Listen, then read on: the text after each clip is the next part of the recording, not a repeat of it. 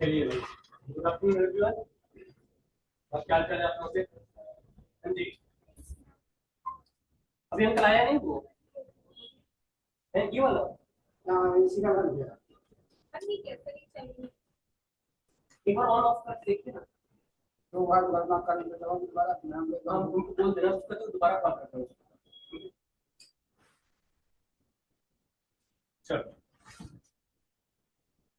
क्या चल रहा था अपना? अभी मत क्या करा, कुछ तो चल ही रहा था। कोडेड इन इक्वालिटी कितना कराया था उसमें आप लोगों ने? इररेगुलर सीरीज, यानी कि दो टाइप हो गए थे, तीन कॉमा वाले क्वेश्चन कराए थे। कोई टाइप में देना। चलिए, कोडेड इन इक्वालिटी में डालेंगे आप लोग कौन सा? Type three.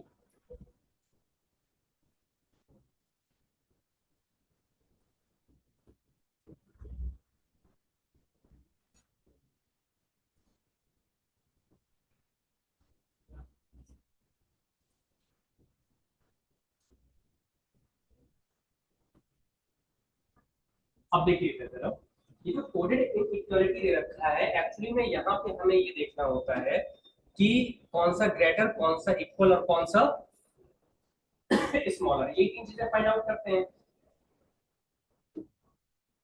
अब यहाँ पे जो टाइप थ्री आपका बनता है ना, वो क्या होता है, कैसे बनता है, क्वेश्चन जरा समझेंगे, फिर असाइनमेंट सॉल्व कराऊंगा आप लोगों को। डालेंगे जरा, डॉट बेस्ड कोडेड इन इक्वालिटी। यहाँ पे एक स्टेटमेंट लेते हैं, एक क्वेश्चन समझा रहा हूँ, फिर तुरंत हम लोग असाइनमेंट पे चलेंगे, ठीक है? जैसे मान लीजिए आपसे लिखा गया हो कि m is greater than and equals to o less p, comma q is greater than r greater and equals to n। अब अगर आप यहाँ देखो तो क्या हमारे पास दो स्टेटमेंट है? पहले समझना, बोर्ड की तरफ देखो पहले। अब अगर आप यहाँ देखो तो दो स्टेटमेंट अलग अलग दे रखे हैं आपको यहाँ पे, और अगर आपको इन दोनों को ऐड करना हो तो क्या इन दोनों के बीच में कुछ भी ऐसा है क्या जो कॉमन चल रहा हो? एन को अगर आप देखोगे तो ये फर्स्ट वाले स्टेटमेंट में भी है, एन को अगर आप देखोगे तो ये सेकंड स्टेटमेंट में भी है।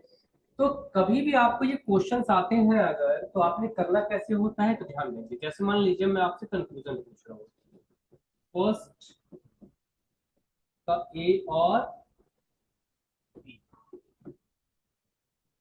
अब मैं अगर आपसे पूछूं कि आर इज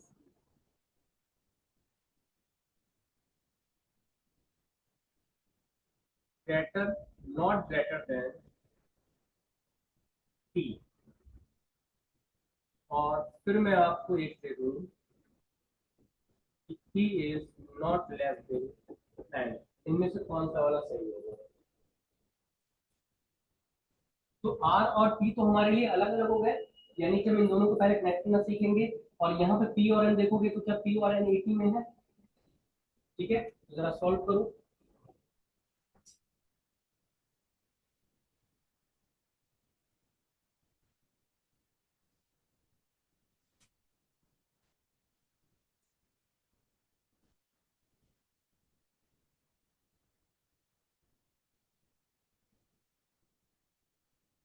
देखो जरा, अगर आप यहाँ देखोगे तो यहाँ पे p और n के बीच का जो साइन है वो क्या दे रखा है? नॉट दे रखा है ना, नॉट लेस देन। तो जब आप इसको कन्वर्ट करोगे तो क्या मैं इसको ये लिखूंगा ना, p is greater and equals to n। तो क्या यहाँ पे p और n के अंदर p is greater than n है क्या? नहीं है भाई, मैंने ये पूछा ना कि p is greater than n, तो p is greater and equals to n। o और n तो बराबर है, तो यहाँ पे कोई भी वैल्यू इंटरचेंज होगी कोई फर्क पड़ेगा नहीं, ये सही है। इस वाले में अगर आप देखो तो देखो r और p में दे रखा है, r यहाँ पे है, p यहाँ पे, इन दोनों को कनेक्ट कौन करेगा? n। तो n को बीच में रखिए, एक साइड लिखिएगा p और एक साइड लिखिएगा r। तो अगर आप यहाँ देखो तो यहाँ पे p और n के बीच का रिलेशन क्या है कि p is less and equals to n, और r और n के बीच का क्या है कि r is greater and equals to. तो ये दोनों के बीच का रिलेशन क्या बन जाएगा, सी एस बन जाएगा ना। और अकेला सी एस कभी भी सही नहीं होता है। बात समझ में आ रही है? तो राइट आंसर इसका क्या बनेगा, only B is true. Clear है बात? कोई दिक्कत? नोट कर लें।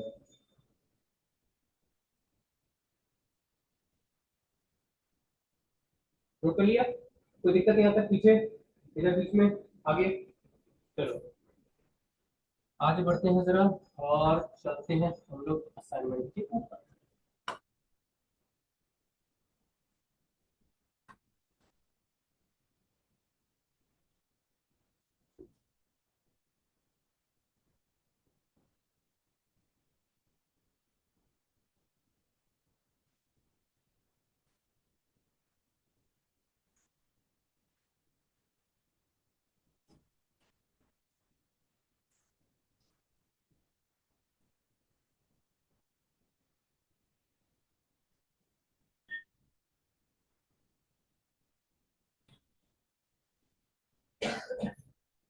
चलो जरा question number 1 to question number 5 solve करेंगे, और आपके पास में टाइम है मात्र 5 मिनट का। पहला, दूसरा, तीसरा, चौथा, सॉल्व करेंगे।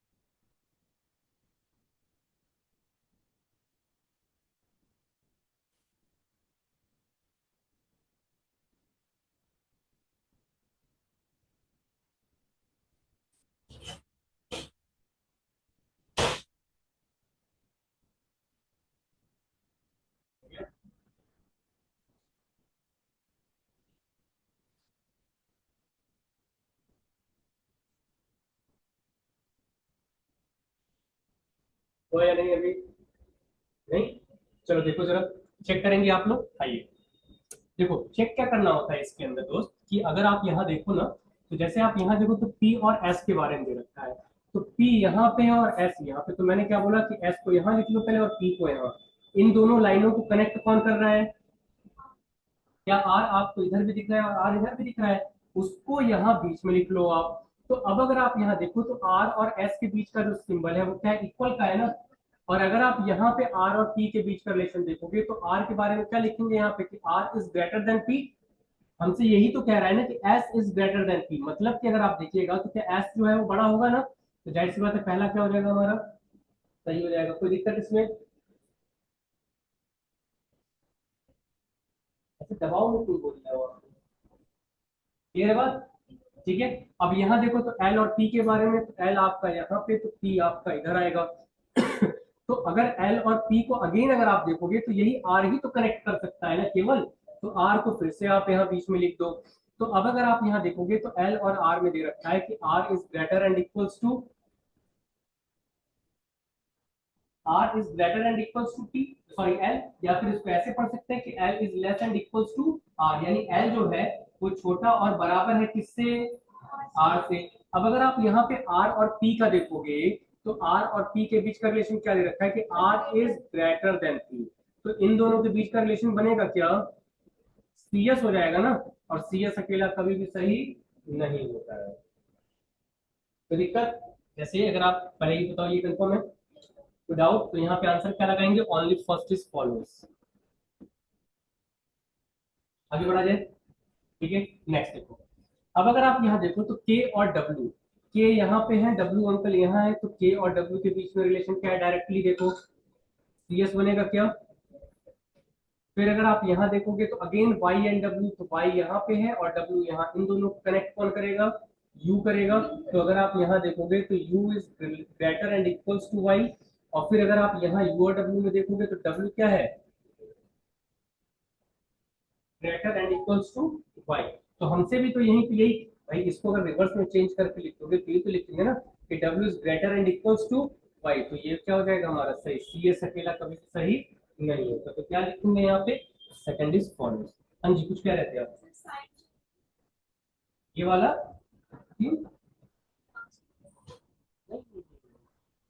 एक सेकंड वापस से समझाता हूँ। देखो अगर आप यहाँ देखेंगे तो हमारे पास y और w है ना, तो अगर आप यहाँ देखेंगे तो u और y अगर है तो मैं u को यहाँ लिखूंगा, एज इट लिख देंगे, और यहाँ पे इन दोनों के बीच में ये y आ गया।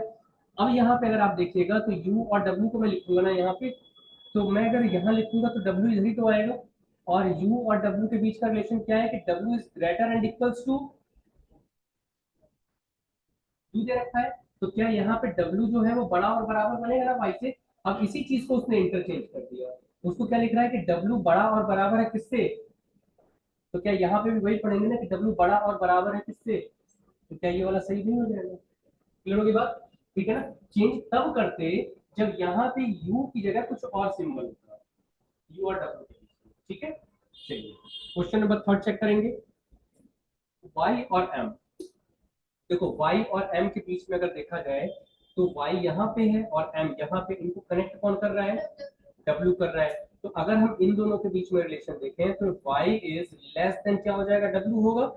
और किससे पूछा था, m का पूछा था, तो w और m के बीच का रिलेशन क्या है कि m is greater and equals to,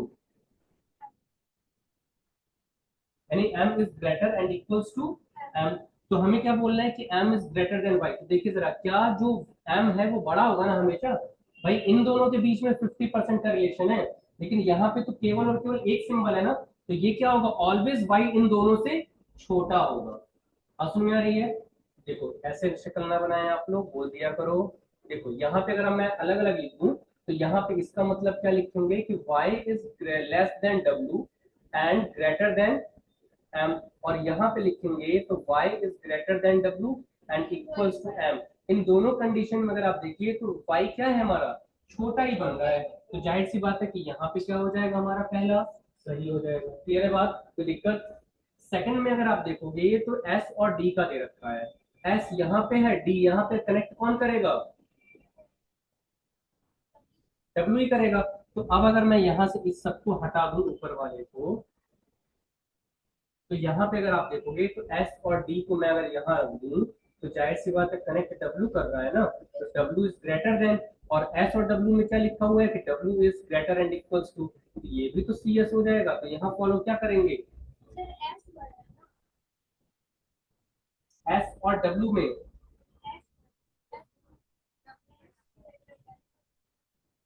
ये बात, ये कॉमा यहाँ लगाया है, तो यहाँ पे यही पढ़ेंगे ना कि W is greater and equals to S, तो यहाँ पे भी तो यही लिखेंगे ना, कहाँ गया ये रहा कि W is greater and equals to S, तो ये दोनों क्या हो जाएंगे हमारे CS बन जाएंगे। क्लियर है बात यहाँ तक? ठीक है, अभी नोट कर लें, कोई दिक्कत है यहाँ तक? पहली कंडीशन क्लियर है सबको?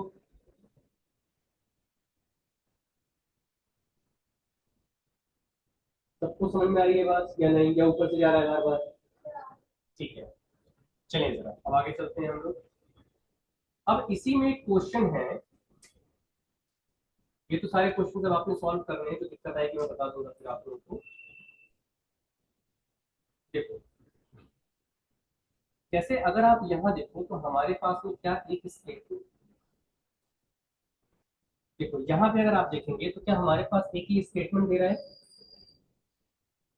आराम से पहले देखो यहाँ पे, तो यहाँ पे डॉलर का मतलब क्या दे रखा है कि P is not smaller than, फिर क्या दे रखा है कि P star Q means P is neither smaller than nor equals to. तो यानी कि होता क्या है कि ये नेगेटिव स्टेटमेंट को हम क्या करते हैं पॉजिटिव में कन्वर्ट कर देते हैं। जैसे मैंने शोइंग और हिडन पार्ट बताया था ना, तो शोइंग पार्ट में अगर पॉजिटिव है तो उसका हिडन पार्ट क्या था, नेगेटिव, और अगर मैंने नेगेटिव दिया है तो उसका हिडन पार्ट क्या हो जाएगा, पॉजिटिव हो जाएगा। तो ध्यान से समझेंगे जरा कि अगर मैं यहाँ पे डॉलर का मतलब समझू, ध्यान देना कि मैं डॉलर का मतलब हूं, तो मेरे से यही कह रहा है ना कि P is not smaller then Q, यानी कि जो P है वो क्या नहीं होगा,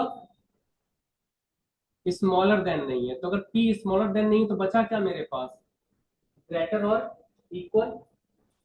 बात में आ रही है या नहीं? यहाँ पे अगर हम इस डॉलर का मतलब लिखें सीधे सीधे, तो डॉलर का मतलब कह रहा है कि P is not smaller then Q, यानी कि P is not smaller then Q, यही तो लिखेंगे इसका मतलब। इसको अगर आप कन्वर्ट करो यानी नेगेटिव वैल्यू को हम क्या करेंगे, पॉजिटिव में चेंज करेंगे। तो अगर मैं ये लिखूंगा तो क्या यहाँ से यही तो निकल के आया कि P is greater and equals to Q, तो नेगेटिव वाले को क्या कर रहे हैं, पॉजिटिव वाले में कन्वर्ट कर रहे हैं। ठीक है, अब यहाँ क्या लिखा हुआ है, स्टार। स्टार का मतलब क्या दे रखा है हमको, P is neither smaller than not equals to, यानी कि P जो है ना ही छोटा और ना ही बराबर है, neither smaller than not equals to.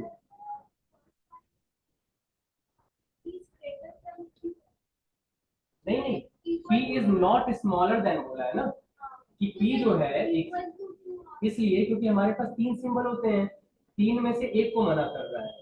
जैसे मान लीजिए कि मैं ये बोलूं कि ऐसा है कि ए बी और सी तीन भाई बहन है, ठीक है, मैं आपसे बोलूं कि ए जो है वो सबसे बड़ा है, तो हम ये कैसे बता सकते हैं कि इनमें सबसे छोटा कौन है, नहीं बता सकते ना। तो यहाँ पे केवल इतनी इंफॉर्मेशन है हमारे पास कि P जो है वो Q से छोटा नहीं हो सकता, दो सिंबल बच गए मेरे पास, तो या तो बड़ा होगा या तो बराबर होगा।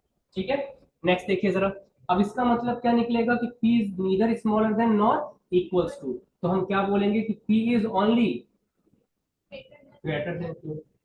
अब क्लियर हुई बात, वहां तक कॉन्ट्राडिक्टी जो चल रहा था आपके दिमाग में। नेक्स्ट देखो P एट द रेट, तो एट द रेट का मतलब अगर आप लोगे, कह रहा है P is not greater then, तो जो P है वो ग्रेटर नहीं है, तो अगर ग्रेटर नहीं है P Q से तो मेरे पास बचा क्या कि P इज ईदर स्मॉलर और इक्वल्स टू Q।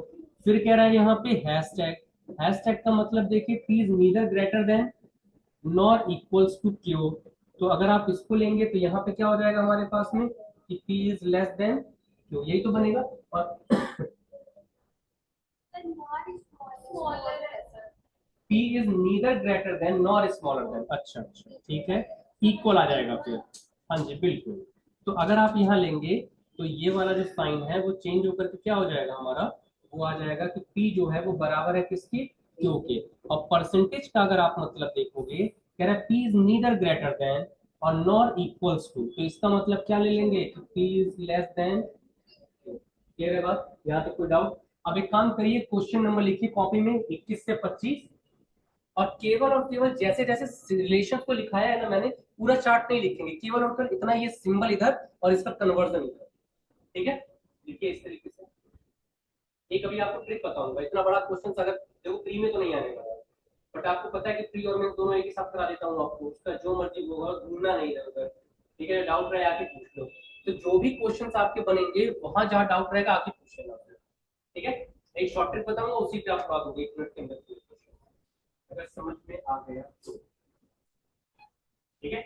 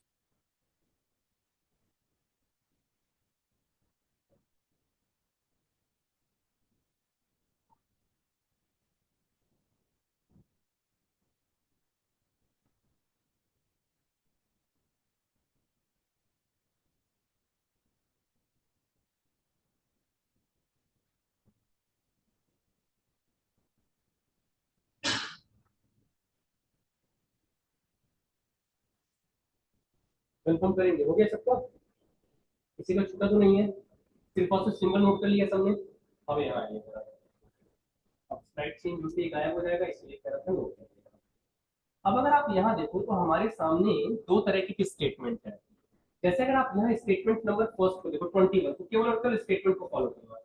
जैसे अगर आप यहाँ देखो तो टी क्या एंड हो रहा है, जहां पे टी एंड हो रहा है वहीं से टी क्या हो जा रहा है फिर स्टार्ट, और के जहां पे एंड हो रहा है वहीं पे क्या हो जा रहा है के स्टार्ट। लेकिन अगर आप दूसरे वाले क्वेश्चन को देखो तो यहाँ पे हमारे पास क्या मिल रहा है, r@j का यहाँ लिखा है, फिर यहाँ पे इन दोनों को इंटरचेंज कर दिया, यानी m और k लिख दिया। फिर अगर आप देखेंगे तो m को इधर लिख दिया और फिर d को इधर। मतलब कि अगर हमें इस वाले को चेंज करना हो, एक सीक्वेंस बनाना हो रेगुलर सीरीज की तरह, तो क्या मैं इसको ऐसे लिख सकता हूँ, r@j कॉमा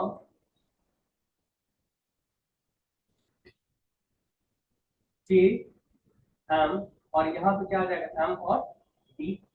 क्या ये सीक्वेंस बना सकते हैं कि नहीं, यहाँ पे बात समझ में आ रही है? ठीक है, मतलब ये है कि जो भी स्टेटमेंट हमारे पास रहेगा उसको क्या करना है, एक कंटिन्यू नंबर्स में या लेटर्स में क्या करना है, उसको फॉलो कराना है। ये नहीं करेंगे कि यहाँ पे इसको कर लेंगे लेकिन इसको छोड़ देंगे, नहीं। अगर आप यहाँ देखें तो जो इंटरचेंज है उसी को क्या करेंगे, आपस में हम लोग चेंज कर देंगे। क्लियर है बात? अब आइए जरा एक ट्रिक समझाते हैं यहाँ इसी में। करना क्या होता है, ऐसे बड़े प्रश्न के लिए आप यहाँ पे ना एक स्क्वायर बेस्ड क्वेश्चन ले लो, एक स्क्वायर ले लो। यहाँ पे क्या होगा कि जो ग्रेटर वाला सिंबल होगा तो ग्रेटर और ग्रेटर इक्वल को क्या करेंगे हम लोग एक जगह, और लेस इक्वल को क्या करेंगे एक जगह, और इक्वल को हम कहाँ डाल देते हैं, बीच में। 5 ही सिंबल होते हैं ना क्वेश्चन में भी, अगर आप देखेंगे 5 ही सिंबल चेंज किया था। अब मुझे बताते चलिएगा जो मैंने लिखवाया था कि परसेंटेज का मतलब यानी कि ग्रेटर का मतलब क्या था, सिंबल बताएंगे केवल मुझे आप। लेस देन ग्रेटर, परसेंटेज है ग्रेटर का मतलब, मैंने ग्रेटर पूछा है।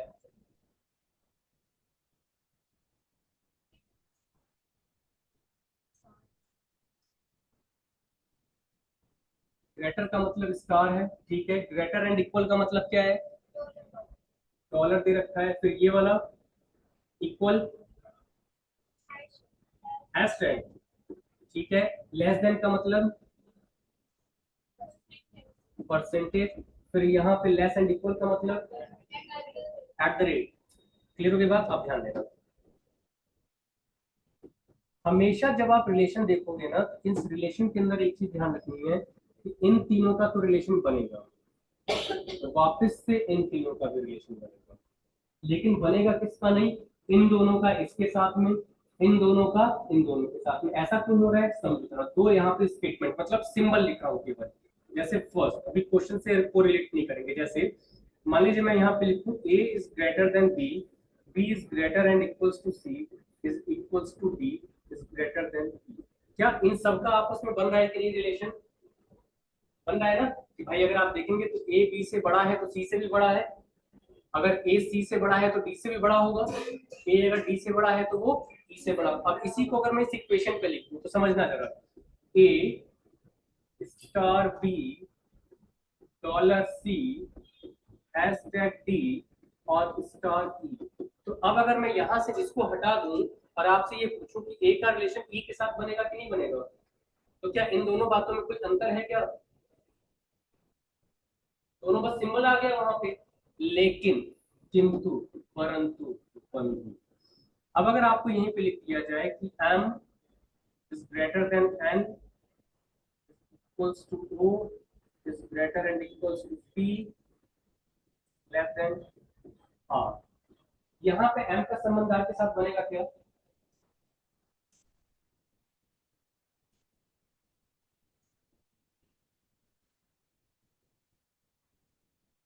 m और r के बीच का रिलेशन जो बनेगा भाई मेरे cs बन जाएगा ना। कौन से होगा? क्योंकि जो बिचौलिया p है वो कह रहा है कि भैया तुम ही कटो मरो, मैं तुमसे भी छोटा हूँ, मैं तुमसे भी छोटा हूँ। जैसे घर में क्या होता है, एक जरूर मम्मी का चुगलखोर होगा, ठीक है, जो भी पूरे दिन का खुरापात हो रहेगा जाके सेक देगा कि दीदी और भैया झगड़े थे, समझ रहे हो ना। तो होगा क्या, भैया बेचारा पिटे आएगा, दीदी का तो फिर कुछ नहीं होता है। तो इन दोनों के बीच की ये चीज क्लियर हो रही है बात यहाँ तक, ठीक है। तो यहाँ पे क्या, ये जो बीच वाला है वो कह रहा है कि भैया तुम दोनों आपस में समझ लो, मैं तो तुम दोनों से छोटा हूँ, तो मैं क्या ही बराबरी की बात करूंगा। आप समझ में आ रही है? अब इसी को अगर मैं इसी सिंबल पे रखूं तो अगर आप देखेंगे तो एम स्टार एन इक्वल्स का मतलब क्या था, हैशटैग, फिर इसका मतलब क्या था, डॉलर, अच्छा ओ डॉलर पी, और ये क्या हो जाएगा, परसेंटेज आर। अब ध्यान से सुनिएगा, अगर मैं यहाँ पे आपसे बोलूं कि एम का संबंध अब आर के साथ बताओ तो क्या होगा? अब सिंबल देखो, सिंबल समझना, मैं आपसे पूछ रहा हूँ एम का रिलेशन किसके साथ, आर, तो क्या क्या है, चलते कैसे हैं, देखो स्टार दिया है, स्टार का रिलेशन हैशटैग के साथ रिलेशन बनेगा, फिर डॉलर के साथ रिलेशन बनेगा, लेकिन देखो इन तीनों सिंबल्स का इसके साथ दे दे तो रिलेशन बनेगा क्या? डायरेक्टली करना क्या है, सिंबल देखो, आंसर पे टिक मारो, कोई जरूरत नहीं पूरी बकवास करने की। दो तरीका बताऊंगा, एक आपको डायरेक्ट इस पे और एक सिंबल पे, दोनों में से जो आपको समझ में आए जो बेटर लगे उसे आप अप्लाई करोगे। क्लियर बात यहाँ तक? पहले इसको नोट करो, ये वाला बॉक्स बनाएंगे।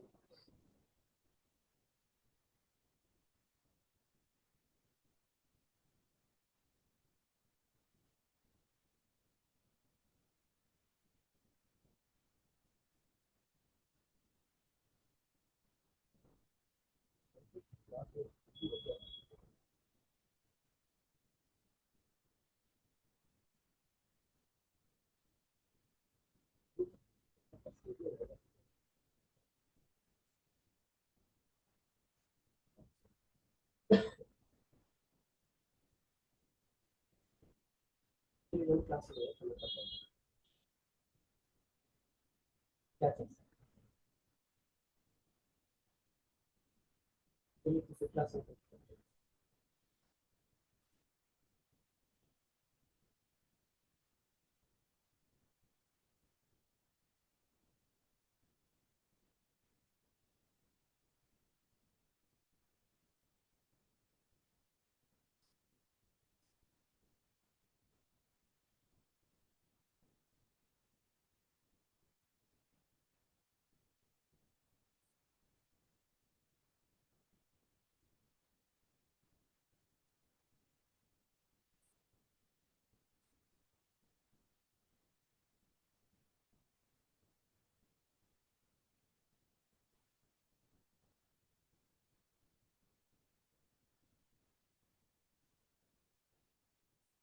हो गया यहाँ तक, आगे बढ़ा जाए। चलिए सर, अब इसको पूरा का पूरा हटाते हैं और एक स्टेटमेंट यहाँ लिखता हूँ मैं डायरेक्टली, ठीक है, और उसके बाद से देखते हैं क्वेश्चन नंबर फर्स्ट। देखो यहाँ पे अगर आप देखें तो क्वेश्चन नंबर कौन सा था हमारा, 21 ना। अब यहाँ पे क्या लिखा हुआ है, M star T, question number 21, M star T, फिर देखो कॉमा लगा है, कॉमा के बाद अगर आप देखोगे तो यहाँ पे क्या लिखा हुआ है हमारा, टी डॉलर के। तो अगर आप यहाँ देखोगे तो क्या हो जाएगा हमारे पास, टी डॉलर के, और फिर अगर आप आगे बढ़ोगे तो के हैशटैग डी, तो यहाँ पे क्या हो जाएगा हमारे पास में, के हैशटैग डी। क्या यहाँ पे हमें कोई भी चेंज करने की जरूरत है क्या? समझिएगा इस चीज को, यहाँ पे क्या इसको चेंज करने की जरूरत है? नहीं जरूरत है। मतलब ये है कि जहां पे खत्म हो रहा है वहीं से शुरू हो रहा है। यहाँ पे देखना सबसे पहले क्या लगा हुआ है, स्टार यानी कि ग्रेटर, फिर क्या है डॉलर, और फिर क्या आ गया हैशटैग, मतलब इन तीनों का आपस में रिलेशन बनेगा। अब यहाँ देखो जरा क्वेश्चन क्या दे रखा है। पहला क्वेश्चन दे रखा है डी परसेंटेज एम। अगर आप यहाँ देखोगे तो दे रखा है डी परसेंटेज एम। यहाँ पे देखना, अब हमें इससे मतलब है ही नहीं कि यहाँ पे क्या है। ऊपर वाले सिंबल में देखो कि डी कहाँ पे है और एम कहाँ पे है, तो इन तीनों का तो आपस में संबंध बन रहा था ना। मतलब ये हो गया कि ये वाला क्वेश्चन हमारा क्या है, सही हो गया। आपस में समझिएगा इस चीज को, इधर उधर नहीं। यहाँ पे हैशटैग सॉरी स्टार डॉलर और हैशटैग, यहाँ देखो स्टार डॉलर और, तो इन तीनों का आपस में जब रिलेशन बन रहा है तो हमें इससे कोई मतलब नहीं है कि यहाँ पे क्या है। सिर्फ और सिर्फ डी से एम तक का रिलेशन देखो। अब तीनों सिंबल्स में अगर आप देखेंगे तो डी से एम आने तक में ये तीनों का रिलेशन बन रहा है ना सिंबल से, तो इसका मतलब पहला वाला सही होगा। हाँ भाई अभी सब कुछ बता रहा है। अभी पहले सही और गलत किससे लगते हैं, पहला क्या होगा हमारा सही। अब यहाँ पे परसेंटेज का मतलब तो स्मॉलर दे रखा है ना। और अगर आप यहाँ देखो तो इसीलिए मैंने बोला था दो तरीके बताऊंगा। तो यहाँ पे अगर आ गया तो हम क्या करेंगे, डायरेक्टली आंसर मार दो, सही है। पहली चीज क्लियर है। दूसरे वाले पे चलिए, दूसरा क्या दे रखा है, एम स्टार के। एम स्टार के, एम यहाँ पे है के यहाँ पे है, तो हमसे एम स्टार के दे रखा है, तो ये भी क्या होगा हमारा सही। भाई स्टार और डॉलर, स्टार और डॉलर, तो आंसर क्या लगाया हमने भाई। अभी इसमें थोड़ा सा आप लोग को असमंजस लग रहा होगा, क्या ये तो परसेंटेज था, क्या मजाक कर रहे हैं ये, और यहाँ पे तो ये छोटा होगा वहां पे गलत है। तो अब ध्यान दीजिएगा, मैं आपको पूरा का पूरा सिंबल पे समझाता हूँ, देखिएगा सर। इसी 21 क्वेश्चन को, कि जब स्टेटमेंट आपके पास रहे तो डायरेक्टली क्या करो, उनको सिंबल्स में कन्वर्ट करो। कैसे, यहाँ पे लिखा हुआ है एम, स्टार का मतलब क्या दे रखा है, ग्रेटर देन टी, और यहाँ पे डॉलर का मतलब क्या दे रखा है, ग्रेटर और लेस देन के, और के और इसके मतलब के बीच का नंबर क्या दे रखा है हमको, इक्वल्स टू डी, यही तो दे रखा है ना। अब इस वाले को लिखते हैं डी परसेंटेज एम, और यहाँ पे क्या लिखा हुआ है, एम स्टार, यही तो है। अब ध्यान दो जरा, इस परसेंटेज का मतलब है क्या, तो परसेंटेज का मतलब यही तो लिखोगे ना, डी लेस देन एम। जरा देख करके इस वाले इक्वेशन में देखो, क्या डी एम से छोटा है कि नहीं और एम बड़ा है कि नहीं, तो ये वाला भी सही हुआ कि नहीं, और ये भी सही चल रहा है। आप समझ में आ रही है, ठीक है। फिर यहाँ पे एम स्टार के देखोगे तो स्टार का मतलब क्या है, ग्रेटर, तो क्या एम इज ग्रेटर देन के है कि नहीं। तो अगर आप यहाँ देखोगे तो स्टार का मतलब क्या होगा कि एम ग्रेटर है किससे, के से। तो अगर आप देखोगे तो क्या एम ग्रेटर है के से, बिल्कुल सही। तो क्या इससे भी आंसर आपका सेम आया जो यहाँ आया, बात समझ में आ रही है ना। ऊपर वाला फिर से बता दूं, ये वाला, ये वाला देखिए, यहाँ अगर आप देखेंगे तो परसेंटेज का मतलब क्या है, लेस देन। तो अगर मैं इसको यहाँ लिखूंगा तो डी इज लेस देन, यानी कि इसका रिवर्स मतलब क्या पढ़ेंगे कि एम इज ग्रेटर देन। तो यहाँ देखिए जरा, तो क्या M is greater than D है, किसकी तरफ मुंह खुला हुआ है, एम की तरफ, यानी कि M is greater than D. और अगर इसको रिवर्स आप पढ़ेगा तो डी इज स्मॉलर देन, तो क्या एग्जैक्टली वही रिलेशन आपको दिख रहा है यहाँ पे। बात समझ में आ रही है सबको, कोई समस्या है यहाँ तक, ठीक है। अब नोट कर लीजिए इसको, यानी हाँ जी, कैसे मतलब, नहीं आप फ्री हैं, मैंने आपको दोनों तरीके बता दिए। या तो आपको अगर भरोसा है मेरे ट्रिक पे तो आप इस पे जाओ, कि आप केवल और केवल यहाँ वाले सिंबल्स पे देखो और यहाँ चेक करो कि ये फॉलो कर रहे हैं कि नहीं, और सीधे देख के आंसर मारते जाओ, ठीक है। और अगर नहीं है, लगता हो कि नहीं थोड़ा सा कुछ ऊपर नीचे हो सकता है, तो आप क्या करिए कि जो यहाँ पे सिंबल जो क्वेश्चन से यहाँ उतार रहे थे ना, डायरेक्टली क्या करिए वहां पे एम और टी को सिंबल में कन्वर्ट करके तब सॉल्व कर लीजिए, ठीक है। नोट कर लीजिए,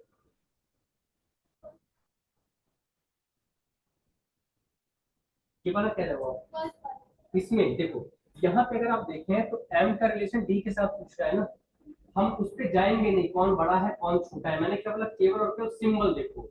तो एम से डी तक जाने में हमारे पास कितने सिंबल हैं, कौन कौन सा है, पहला स्टार है, फिर क्या है डॉलर, और फिर क्या है, क्या इन तीनों का आपस में संबंध बनेगा, तो अगर इन यहां से लेके यहां तक संबंध बन रहा है, इसका मतलब ये वाला भी बन रहा है। हमको क्रॉस चेक करना ही नहीं है कि यहाँ पे परसेंटेज है तो परसेंटेज का मतलब क्या है। कहाँ पे? इस वाले में, ऊपर वाले। अगर यहाँ पे एट द रेट होता तो एट द रेट का मतलब ये हो जाता ना। तो आप ध्यान दीजिएगा, मैं इसी चीज को और लिख दूं क्या? रुक जाइए, मैं लिख के समझाता हूँ। एम एम स्टार टी,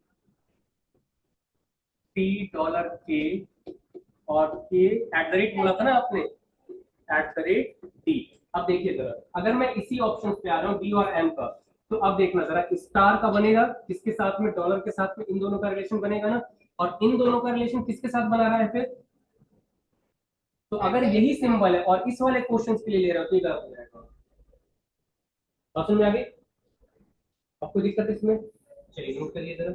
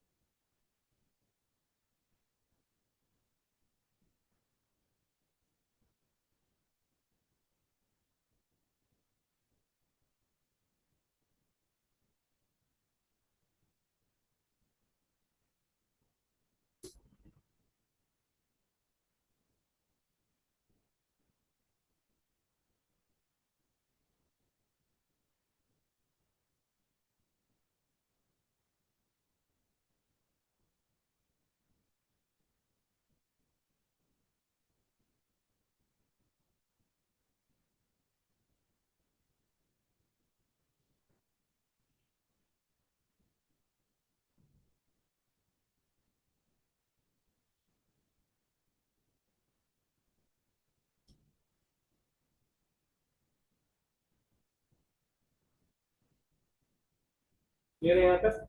अब एक क्वेश्चन दे रहा हूँ आपको, इसी पैटर्न पे एक सेफ्टी लगाओ तो जरा।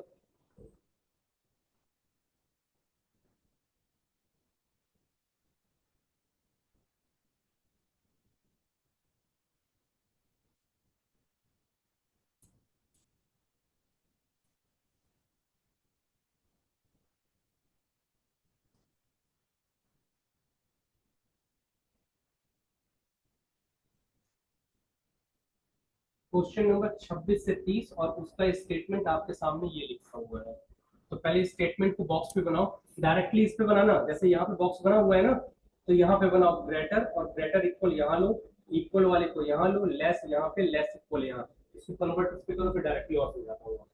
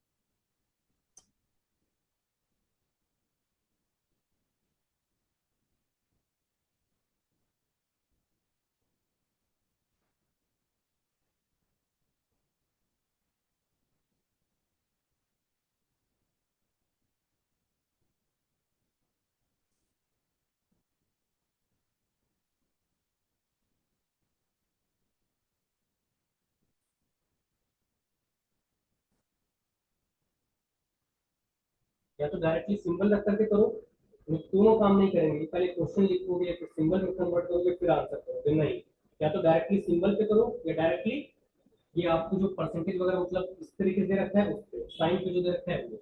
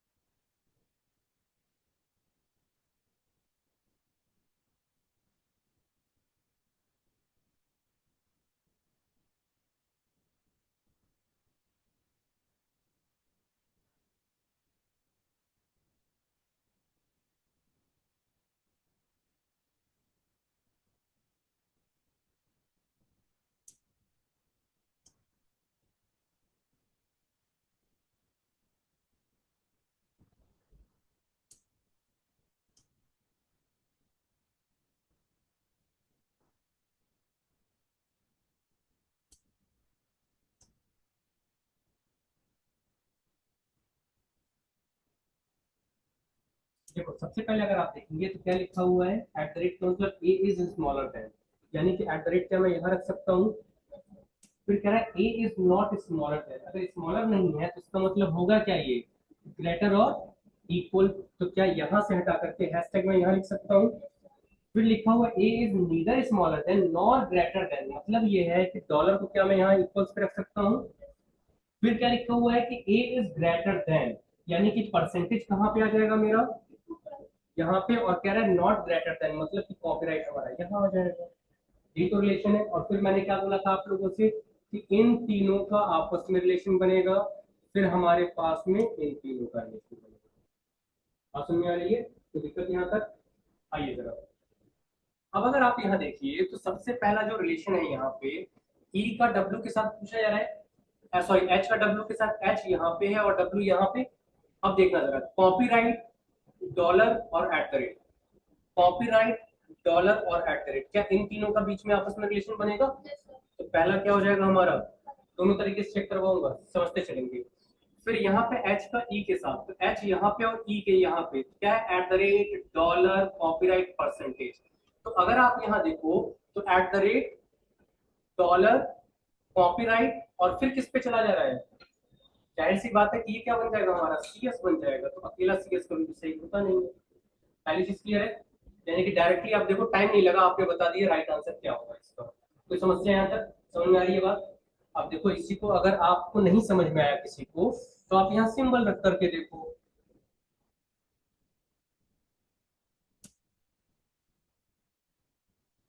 देखो यहाँ पे अगर आप देखेंगे इसका मतलब क्या हो जाएगा, ग्रेटर। कॉपीराइट का मतलब क्या हो जाएगा, लेस एंड इक्वल। फिर एट द रेट डॉलर का मतलब क्या हो जाएगा, इक्वल। और एट द रेट का मतलब क्या हो जाएगा, लेस। अब खुद सोच करके बताओ, यहाँ पे जो आपके पास में हैशटैग है, हैशटैग का मतलब तो ये हो गया ना। तो क्या ये पूरे के पूरे सिंबल में आपको पता है ना कि क्या रिलेशन बनाता है, सीएच ही तो बनाता है, सीएस। तो डायरेक्टली ये क्या हो जाएगा हमारा, सही या गलत। तो डब्ल्यू से एच का रिलेशन अगर देखोगे तो क्या H is greater and equals to, ये होगा क्या,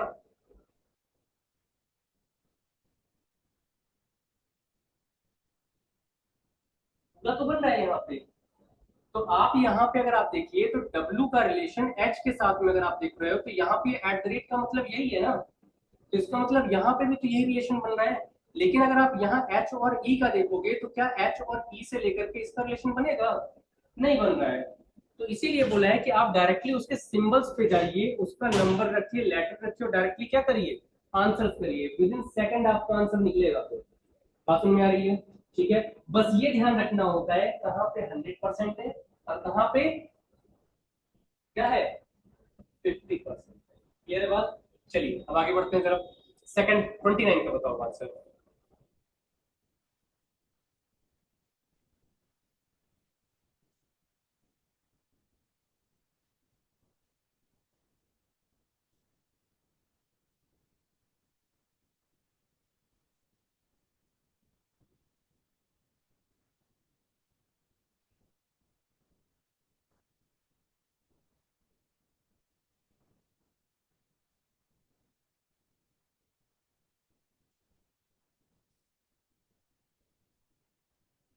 बस और कोई, देखो यहाँ पे क्या लिखा हुआ है, copyright at the rate percentage dollar. किसका पूछा है, एल का एच के साथ में, एल यहाँ पे है और एच हमारा यहाँ, तो परसेंटेज और डॉलर। तो परसेंटेज और डॉलर के बीच में तो रिलेशन बनेगा ना, परसेंटेज और डॉलर के बीच में तो रिलेशन बनना है। तो इसका मतलब पहला क्या हो जाएगा हमारा, सही। फिर जे और आई का देखो, तो अगर आप जे और आई का देखोगे तो जे यहाँ पे है और आई यहाँ पे क्या है, copyright at the rate percentage. Copyright फिर क्या है, एट द रेट और परसेंटेज, तो इन दोनों का इसके साथ तो सीएस रिलेशन बना लेगा। तो ये क्या हो जाएगा हमारा, क्लियर चल रही है बात या ऊपर से आ रहा है, क्लियर चल रही है बात। ठीक है, तो आपने करना ये है कि घर पे आपको अभी ये असाइनमेंट मिल जाएगी, इसमें जितने भी क्वेश्चन है उसको क्या करोगे आप लोग, सॉल्व करोगे। क्लियर है बात। अब आइए जरा यहाँ पे क्वेश्चन नंबर जरा 39 देखो और क्वेश्चन नंबर 40 देखो। ये वन लाइन क्वेश्चन आपके प्री में पूछे जाएंगे, जो पैसेज के हैं वो मेंस में पूछे जाएंगे।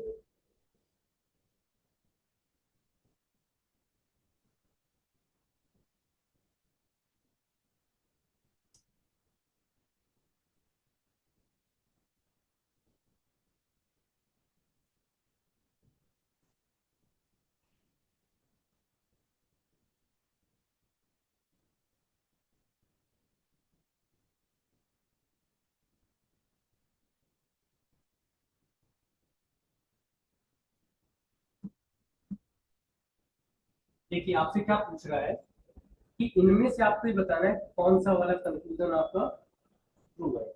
अगर आप यहाँ देखो तो क्या क्यू जो है एस से छोटा और बराबर है क्या, तो अगर आप क्यू और एस का देखोगे तो ये 100% का है ना, मतलब ये तो गलत हो जाएगा।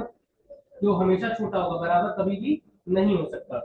फिर अगर आप यहाँ पे आर और क्यू का देखोगे तो आर और क्यू में आर क्या होगा, हमेशा ग्रेटर होगा, तो सेकंड तो सही हो जाएगा। तो दिक्कत इधर आगे देखिए, यहाँ पे क्यू और एस का दे रहा है ना, तो क्यू यहाँ पे और एस यहाँ पे, ये रिलेशन जो है अपने आप में वो कैसा है हमारा, मतलब ये है कि एन क्या क्यू के बराबर हो सकता है क्या, नहीं होगा। एन बराबर किसके हो सकता है, पी के, लेकिन एन जो है वो हमेशा बड़ा होगा किससे, कभी भी बराबर नहीं हो सकता। और यहाँ पे क्या कह रहा है, क्यू और एस बराबर भी हो सकते हैं। तो जब एन ही क्यू से बड़ा हो गया तो आगे वाले भी सब क्या होंगे, बड़े ही होंगे, बराबर कोई भी नहीं हो सकता। क्लियर होगी बात, तो इसलिए ये क्या हो जाएगा हमारा सही। फिर एस और आर का देखो तो एस और आर आपस में क्या हो जाएंगे, यस, तो राइट आंसर क्या होगा, ओनली सेकंड इज फॉल्स। ठीक है, 40 बताओ। A equals to E, F और C, second C equals to जी,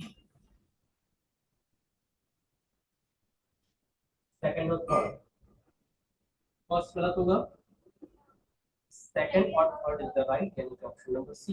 देखो जरा, ए इक्वल्स टू, क्या ए कभी भी ई के बराबर हो सकता है क्या, बीच में अकेला एक सिंबल आ गया, यानी कि ए हमेशा छोटा ही बनेगा इन सबसे, बराबर और छोटा किसके बनेगा, वो पी के साथ में। पहली चीज क्लियर है। एफ और सी का देखो जरा, एफ यहाँ पे और सी यहाँ, भाई ये तीनों के तीनों इक्वल है ना, अगर मैं यहीं से इनको हटा करके सी यहाँ रख दूं तो सी और एफ में क्या रहेगा, सी बड़ा और बराबर, तो ये तो दे रखा है सी बड़ा और बराबर। फिर दे रहा है सी इज ग्रेटर देन जी, देखो जी सबसे छोटा है, भाई एफ से अगर छोटा हो गया जाहिर सी बात है तो सबसे क्या होगा, वो छोटा, तो सी और एफ के बीच के रिलेशन को देखेंगे तो ये भी क्या हो जाएगा। ठीक है, राइट आंसर इसका क्या बनेगा, ऑप्शन नंबर। क्लियर है, कोई दिक्कत नहीं आता।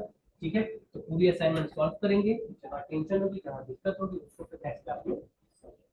क्लियर है बात, कोई डाउट यहाँ तक, ऑनलाइन जितने लोग बैठे हैं कोई दिक्कत, कंफर्म कर देंगे। चलो नेक्स्ट क्लास में इसी का क्लास।